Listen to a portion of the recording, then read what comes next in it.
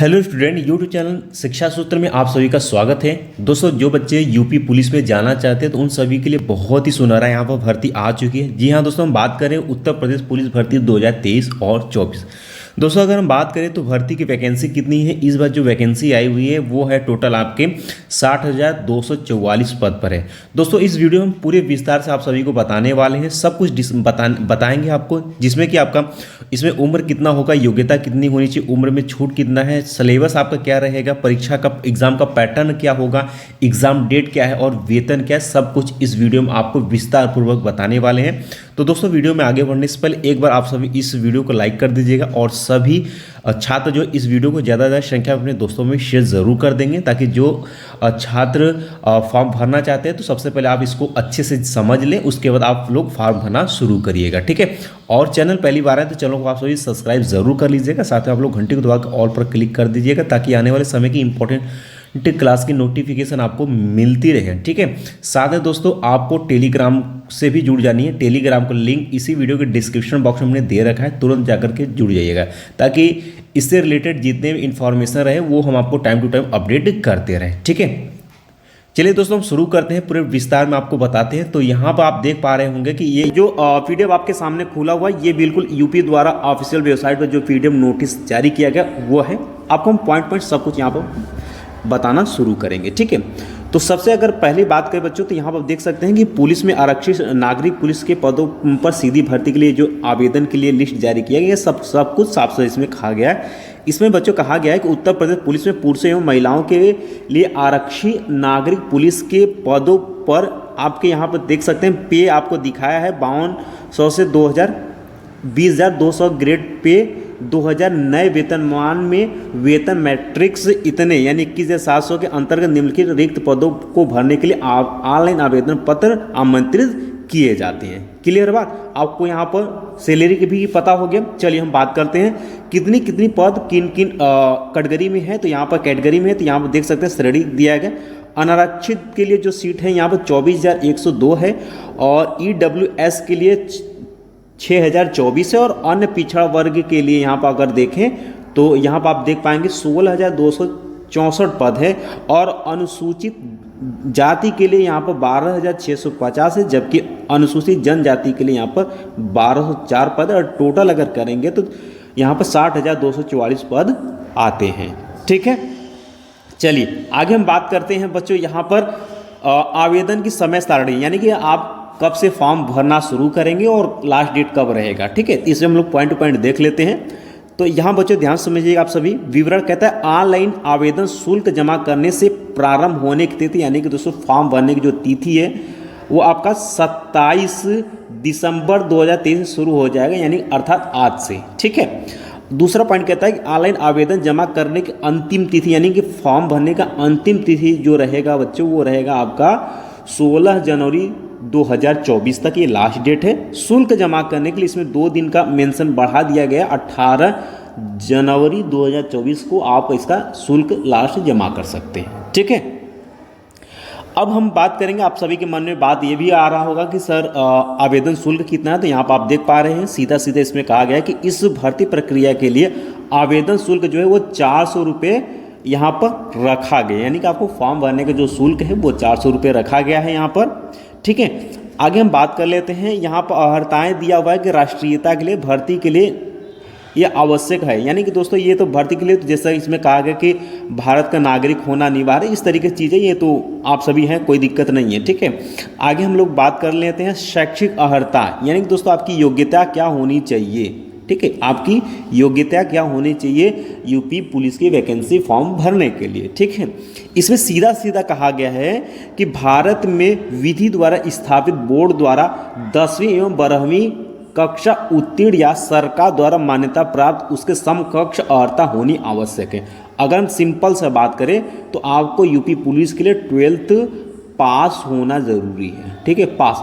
Appearing वाले छात्र नहीं भर पाएंगे, इसे साफ साफ कहा गया है। यहाँ सीधा सीधा कहा गया, इस पॉइंट में देख लीजिएगा कि आवेदन करते समय अभ्यर्थी को अपेक्षित शैक्षिक अर्हता अवश्य निर्धारित करनी चाहिए तथा उसकी अंक तालिका तथा प्रमाण पत्र भी आपको लगाना है, ठीक है। तत्समय उसके पास उपलब्ध होने चाहिए। अपेक्षित शैक्षिक अर्हता हेतु परीक्षा सम्मिलित हुए यानी अपियर अथवा सम्मिलित होने वाले अपियरिंग अभ्यर्थी पात्र नहीं होंगे। यहाँ पर बिल्कुल साफ साफ कह दिया गया है, यानी कि चैनल पर जो जितने भी बोर्ड एग्जाम के तैयारी कर रहे हैं छात्र हैं वो सभी जो है आप फॉर्म नहीं भर सकते हैं, बाकी पुराने छात्र आसानी से फॉर्म भर सकते हैं। ठीक है, ये क्लियर हो गया है। चलिए हम लोग अब आगे हम लोग बढ़ते हैं जो आपके लिए। चलिए अब हम बात करेंगे आयु के लिए, आयु आपकी क्या होनी चाहिए। तो यहाँ पर आयु के लिए सभी बच्चे अच्छे से देख लेंगे, क्योंकि बहुत सारे बच्चों को डाउट होता है कि सर आयु कितनी है इसमें रखा गया है। तो भर्ती के लिए पहला ध्यान सुनिए, कहता है पुरुष के लिए, कहता है पुरुष अभ्यर्थी ने दिनांक 1 जुलाई 2023 को 18 वर्ष की आयु प्राप्त कर ली हो और 22 वर्ष की आयु प्राप्त न की हो, यानी 22 वर्ष की आयु प्राप्त न की हो, अर्थात अभ्यर्थी का जन्म जो है, आप लोग जन्म डेट अपना मिला लीजिएगा कि अभ्यर्थी का जो जन्म है वो 2 जुलाई 2001 से पूर्व नहीं होना चाहिए तथा 1 जुलाई 2005 के बाद का भी नहीं होना चाहिए। यानी कि दोस्तों 2 जुलाई 2001 से लेकर के 1 जुलाई 2005 के बीच में अगर आपका डेट ऑफ बर्थ है तो आप पुलिस का फॉर्म भर सकते हैं। अब ध्यान सुनिएगा, जो बच्चे पिछड़ा या अन्य जाति के बच्चे होंगे, ठीक है, सामान्य को छोड़ करके, तो वो आप लोग सोच रहे होंगे सर इसमें कुछ तो छूट तो होना चाहिए। बिल्कुल छूटे, उसको हम आने वाले कुछ पॉइंट बाद हम उसको आपको बताएंगे। ठीक है, फिलहाल आप देख लीजिएगा जो आपका जो छूट रहता है 3 साल और 5 साल वाला, वो बिल्कुल है, ये है, आप देख पाएंगे। ठीक है, अब क्या सुनेगा, यहाँ कहा गया कि महिला अभ्यर्थी ने दिनांक 1 जुलाई 2023 को 18 वर्ष की आयु प्राप्त कर ली और 25 वर्ष, यहाँ देखिए महिलाओं के लिए जो है यहाँ पर 25 वर्ष की आयु प्राप्त, 25 वर्ष के लिए है, तो यहाँ पर 25 वर्ष की आयु प्राप्त न की हो, अर्थात अभ्यर्थी जो है 2 जुलाई 1998 से पूर्व नहीं होना चाहिए, यानी 2 जुलाई 1998 से लेकर के 1 जुलाई 2005 के बीच का यहाँ पर डेट ऑफ बर्थ होनी चाहिए। ठीक है, आगे इसमें कहा गया है कि परंतु अन्य पिछड़ा वर्ग, अनुसूचित जातियों, अनुसूचित जनजाति और ऐसी अन्य श्रेणी के अभ्यर्थी, ठीक है, जो केवल उत्तर प्रदेश के मूल निवासी हैं, ध्यान सुनिए, ये जो कंडीशन बच्चों लगेगा जो यूपी के मूल निवासी बच्चे रहेंगे उन्हीं के लिए, ठीक है, के लिए अधिकतम आयु सीमा में छूट एतदर्थ प्रवृत्ति शासनादेश दिया गया है यहाँ पर। ठीक है, अब ध्यान सुनिएगा, तीसरा इसमें पॉइंट कहता है चरित्र के लिए। तो चरित्र के लिए यहाँ पर कहा है कि अभ्यर्थी का चरित्र जो ऐसा होना चाहिए कि वह सरकारी सेवा में समायोजन के लिए सही प्रकार से उपयुक्त हो। नियुक्ति प्राधिकारी द्वारा इस संबंध में अपना समाधान किया जाएगा। यानी दोस्तों अगर हम बात करें तो जैसे किसी पर केस चल रहा हो तो इस स्थिति में आप इस फॉर्म को नहीं भर पाएंगे। ठीक है, चलिए हम लोग और आगे बढ़ते हैं। अब यहाँ ध्यान सुनिएगा, शारीरिक स्वस्थता यहाँ पर कहा गया है। अब ध्यान सुनिएगा, इसमें कहा है कि किसी अभ्यर्थी को सेवा में किसी पद पर तब तक नियुक्त नहीं किया जाएगा जब तक कि मानसिक और शारीरिक दृष्टि से उसका स्वास्थ्य अच्छा न हो और वह किसी ऐसे शारीरिक दोष से मुक्त न हो जिससे उसे अपने कर्तव्यों का दक्षता पूर्वक पालन करने में बाधा पड़ने की संभावना हो। ये सिंपल सी बात, इसको आप ध्यान नहीं रखेंगे। चलिए हम लोग आगे बात करते हैं, भर्ती की प्रक्रिया को हम लोग देखते हैं। ठीक है, चौथा पॉइंट कहता है भर्ती की प्रक्रिया कैसे रहेगी। तो इसमें दोस्तों सीधा सीधा कहा गया है कि अब इसमें पेपर जो होगा वो आपके क्या होंगे, लिखित परीक्षा में आपके क्या होगा, बहुविकल्पी पेपर होगा। क्या होगा, बहुविकल्पी पेपर होगा। अभी हम आपको क्लियर करते हैं। ठीक है,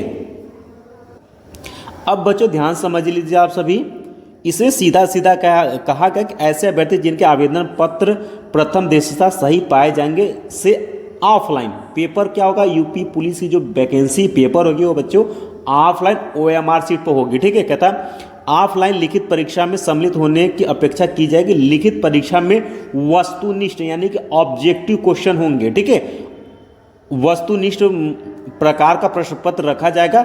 लिखित परीक्षा 300 अंकों का होगा। ध्यान सुनिएगा, ध्यान से सभी सब बच्चे ध्यान सुन लीजिएगा, पैटर्न क्या रहेगा पेपर का, कि जो परीक्षा होगा वो 300 अंकों का होगा जिसकी समयावधि 2 घंटे की होगी। टाइम ध्यान सुनिएगा, अंक कितना होगा टोटल 300 और समय कितना रहेगा आपका 2 घंटा। ठीक है, यहाँ कहा गया। ठीक है, आगे इसमें कहता है इस लिखित पेपर निम्नलिखित 4 विषय होंगे। आपको 4 विषय से आपका पेपर पूछा जाएगा। एक आपका रहेगा यहाँ पर सामान्य ज्ञान, दूसरा रहेगा आपका सामान्य हिंदी से क्वेश्चन पूछे जाएंगे, और तीसरा रहेगा संख्यात्मक एवं मानसिक योग्यता, और चौथा मानसिक अभिरुचि और बुद्धि लब्धि एवं तार्किक क्षमता। ठीक है, ये आपके 4 टाइप से आपके क्वेश्चन पूछे जाएंगे। अभ्यर्थी को लिखित परीक्षा में गलत उत्तर देने के लिए ऋणात्मक अंक प्रदान किए जाएंगे, यानी दोस्तों आपका निगेटिव मार्किंग रहेगा इसमें।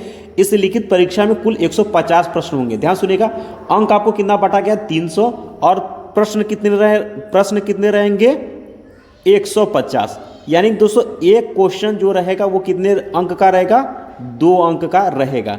और निगेटिव मार्किंग भी होगी, तो इसमें सीधा सीधा कहा गया कि जिसमें प्रत्येक सही उत्तर के लिए 2 अंक, यानी एक प्रश्न 2 अंक का रहेगा, सही करेंगे तो 2 अंक आपको मिलेगा। आरक्षी अभ्यर्थी नियमानुसार उक्त भर्ती में अभ्यर्थियों को प्रत्येक गलत उत्तर के लिए 0.5, यानी दोस्तों एक क्वेश्चन अगर आप एक क्वेश्चन गलत करते हैं तो इसके लिए आपको निगेटिव मार्किंग यानी 0.5 नंबर आपका क्या हो जाएगा, काट लिया जाएगा। क्लियर बात, आपको क्लियर हो गया कि 150 क्वेश्चन होंगे। ठीक है, आपको पता हो गया कि 150 प्रश्न होंगे और 300 अंक का होगा। एक क्वेश्चन 2 अंक का रहेगा, सही करेंगे 2 अंक मिलेगा, गलत करेंगे तो 0.5 नंबर काट लिया जाएगा। अब आपको 4 पेपर यहाँ पर देना होगा, 4 सब्जेक्ट का पेपर देना होगा, जिसमें आपका सामान्य ज्ञान रहेगा, सामान्य हिंदी रहेगा, संख्यात्मक एवं मानसिक योग्यता रहेगा यानी आपके मैथ्स रहेंगे, और मानसिक अभिरुचि, बुद्धि लब्धि एवं तार्किक क्षमता यानी कि दोस्तों आपके रीजनिंग से क्वेश्चन पूछे जाएंगे। सिंपल सी बात। ठीक है, और ये बहुत ही आसान पेपर होता है। चलिए आगे इसमें कहा गया परीक्षा OMR सीट पर होगी। ठीक है, यानी कि आपके ऑफलाइन पेपर OMR सीट पर परीक्षा होगी, परीक्षा प्रणाली के अनुसार संपन्न कराई जाएगी। लिखित परीक्षा का पाठ्यक्रम परिचय 1 में संलग्न। अभी आपका पाठ्यक्रम हम आपको बता देंगे कि आपका पाठ्यक्रम रहने वाला है। ठीक है, अब हम लोग बच्चों आगे बढ़ते, कहता है सही उत्तर x निर्धारित अंक सही प्रश्नों की संख्या। ठीक है, अब यहाँ पर अगर बात करें तो हमने जो अभी बताना था वो हमने बता दी, इसी को ये विस्तार पूर्वक बताया हुआ है। ठीक, अब हम लोग आगे बढ़ते हैं। आगे कहता है अभिलेखों की समय शारीरिक मानदंड परीक्षण, यानी दोस्तों अगर आपने पेपर पास कर लेते हैं बहुविकल्पी का 150 में से आप सिलेक्शन हो जाता है आपका, तो आपको आगे की चरण में करना क्या होगा कि लिखित परीक्षा में सफल पाए गए अभ्यर्थियों से अभिलेखों की समीक्षा एवं शारीरिक मानक परीक्षण में सम्मिलित होने की अपेक्षा की जाएगी। कुल रिक्तियों की संख्या को दृष्टिगत रखते हुए बोर्ड द्वारा योग्यता के आधार पर एवं राज्य की आरक्षण नीति के अनुसार इस परीक्षण के लिए बुलाए जाने वाले अभ्यर्थी की संख्या का विनिश्चय किया जाएगा।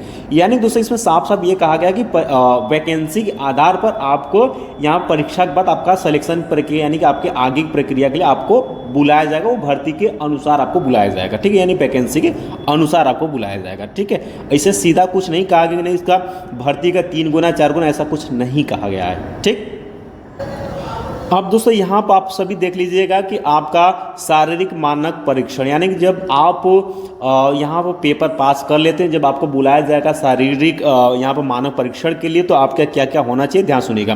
पुरुष वर्ग के लिए अभ्यर्थियों के लिए ध्यान सुनिएगा, कहता है पुरुष अभ्यर्थियों के लिए न्यूनतम शारीरिक मानक निम्नवत है, यानी कि आपको क्या क्या होना चाहिए आपके पास, क्या आपके लिए वहाँ पर मांगा जाएगा। इसमें सीधा सीधा कहा गया कि सामान्य व अन्य पिछड़े वर्गों और अनुसूचित जातियों के पुरुष अभ्यर्थियों के लिए न्यूनतम ऊंचाई जो है 168 यानी 168 सेंटीमीटर होनी चाहिए। आप अपना हाइट मिला लीजिएगा, 168 अनिवार्य, मिनिमम 168 होनी चाहिए, मैक्सिमम कुछ भी हो सकता है, कोई दिक्कत नहीं।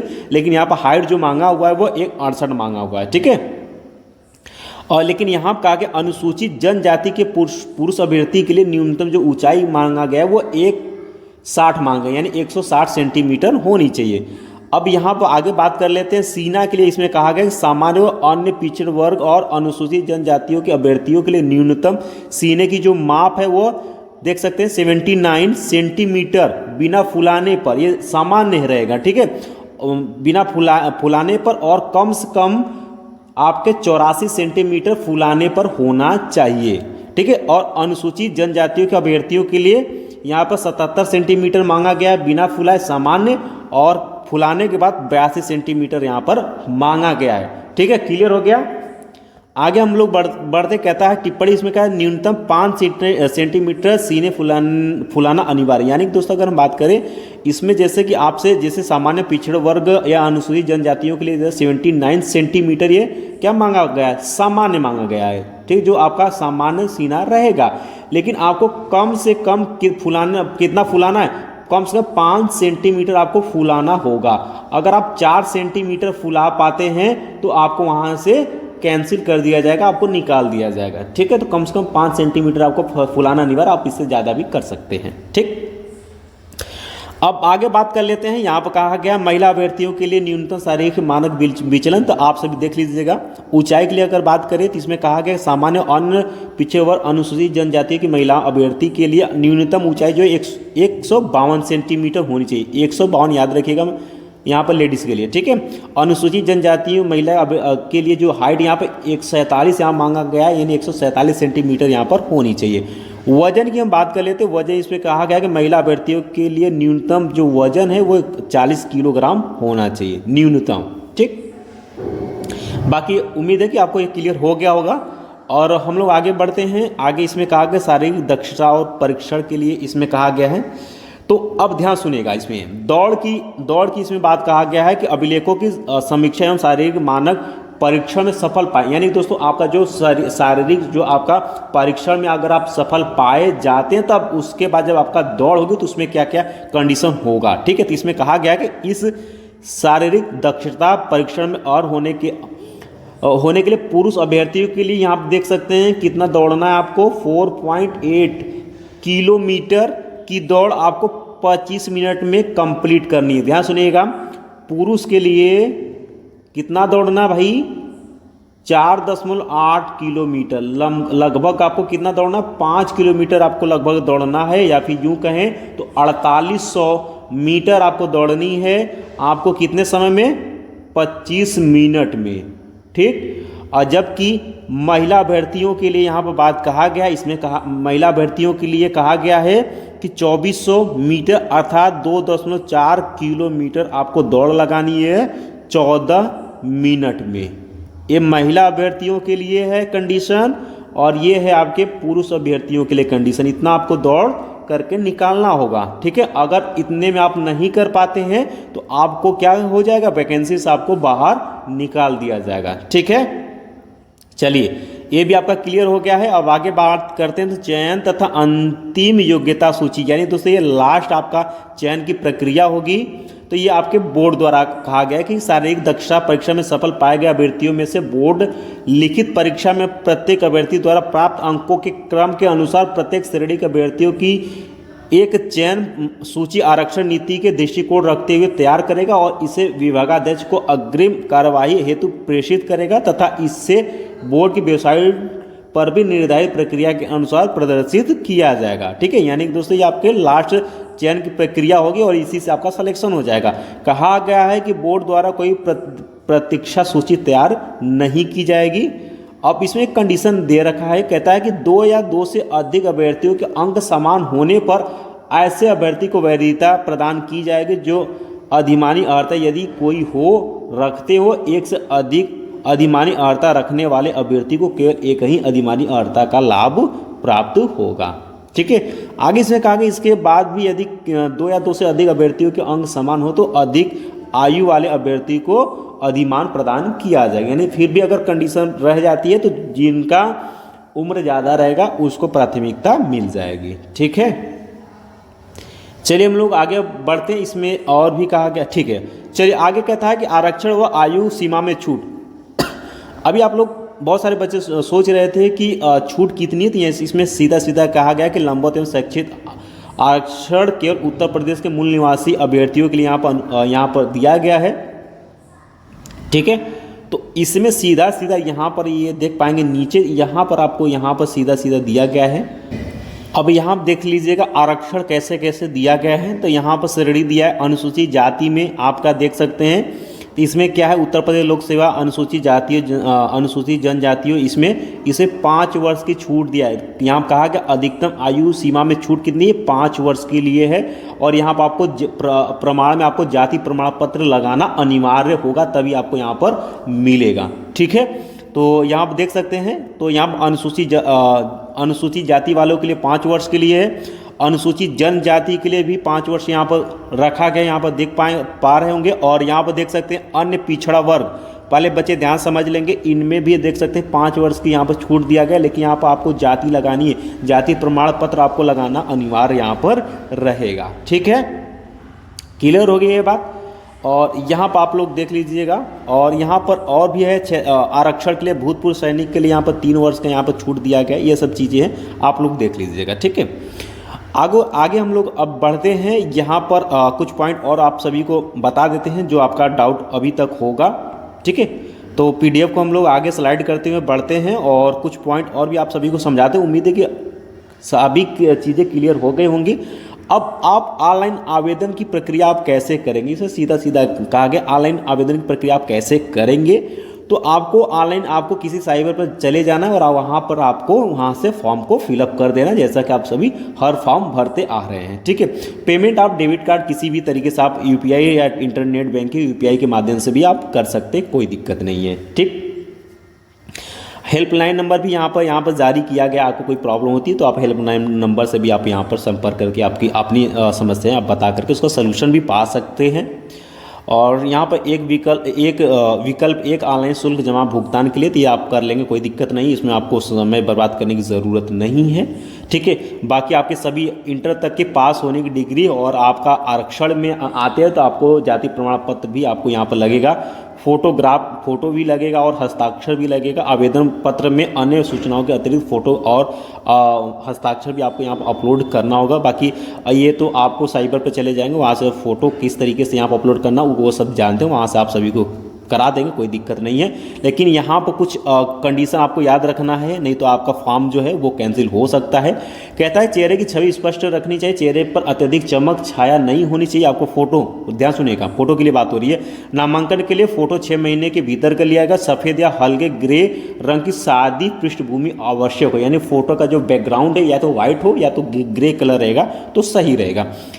और यहाँ पर कहा गया ठुड्डी से शिखर तक साफ दिखता हो, यानी कि आपका जो भी चेहरा एकदम बिल्कुल क्लीन होना चाहिए। और यहाँ पर कहा गया है कि मुंह बंद होनी चाहिए और आंखें आपकी खुली होनी चाहिए फोटो में। चेहरे के दोनों किनारे दोनों कान साफ दिखते हो, आपको बहुत ज़्यादा बड़ा दाढ़ी नहीं रखनी है। ठीक है, कैमरे पर सीधी नज़र आपकी होनी चाहिए। चश्मा, अगर जो बच्चे चश्मा पहनते हैं तो चश्मा पहनने की स्थिति में आंखें साफ दिखनी चाहिए। ठीक है, यानी कि वाइड लेंस होनी चाहिए ताकि आंख दिखे कैमरे से फोटो में, और ग्लास रंगीन नहीं होना चाहिए, नहीं तो आपका जो है फॉर्म जो है निरस्त कर दिया जाएगा। आगे कहा गया फोटो में टोपी मफलर आदि धारण नहीं करना है, नहीं तो आपका जो है फॉर्म निरस्त कर दिया जाएगा। ठीक, और बाकी आवेदन प्रक्रिया के अन्य महत्वपूर्ण ये चरण है, तो ये कोई दिक्कत वाली बात नहीं है, इतना आपको करके तैयारी आप शुरू कर देनी है। भर्ती से संबंधित अन्य महत्वपूर्ण निर्देश यहाँ दिया गया है, तो ये आप पढ़ना चाहते हो तो पढ़ सकते हैं, या कमेंट करेंगे तो हम आपको टेलीग्राम पर शेयर कर देंगे। ठीक है, और ये चीज़ें हैं, बाकी उम्मीद है कि आपको क्लियर हो गया होगा। और ये डाउट आप सभी का रहा होगा कि लिखित परीक्षा का पाठ्यक्रम, तो दोस्तों ये वीडियो बहुत ज़्यादा लंबा हो गया है, तो नेक्स्ट वीडियो में आप लोग कमेंट करेंगे, तो नेक्स्ट वीडियो में आपको सलेबस हम आपको नेक्स्ट वीडियो में हम आपको बता देंगे। ठीक है, नेक्स्ट वीडियो में आपको सिलेबस हम बता देंगे, वहाँ आप क्लियर हो जाएगा। और जैसा कि सिलेबस के बारे में हमने मोटा मोटा आपको जानकारी दे दिया गया है, जैसे कि आपका सामान्य ज्ञान है और सामान्य हिंदी का से पेपर पूछा जाएगा, और यहाँ पर आपके संख्यात्मक एवं विकास मानसिक योग्यता और से भी क्वेश्चन आपके पूछा जाएगा, और मानसिक अभिरुचि और बुद्धि लब्धि और तार्किक क्षमता से पूछा जाएगा। लेकिन उसमें पढ़ना क्या क्या ये हम आने वाले समय में आप कमेंट करेंगे तो हम आपको बता देंगे। ठीक है, उम्मीद है कि आप सभी बच्चों के जो भी स्टूडेंट का डाउट रहा होगा सब कुछ क्लियर होगा। फिर भी किसी भी स्टूडेंट का कोई भी डाउट है तो बिल्कुल आप हमें कमेंट बॉक्स में कमेंट कर सकते हैं। ये वीडियो आप सभी पुराने बच्चों के लिए बनाया गया ताकि जो बच्चे यूपी पुलिस में जाना चाहते हैं तो उनके लिए बिल्कुल सुनहरा मौका है। आप फॉर्म को भरिए और अच्छे प्रिपरेशन के लिए तैयार हो जाइए। ठीक है, तैयारी अच्छे शानदार से करिए और बहुत ही जल्द आपका जो है यहाँ पर सिलेक्शन भी हो जाएगा बहुत ही आसान तरीके से। ठीक है, और जो ये एग्ज़ाम का जो डेट है ये आपका फरवरी में है। और बच्चों यहाँ पर जो एग्ज़ाम का डेट दिखाया गया है, आप लोग अभी सोच रहे होंगे एग्ज़ाम डेट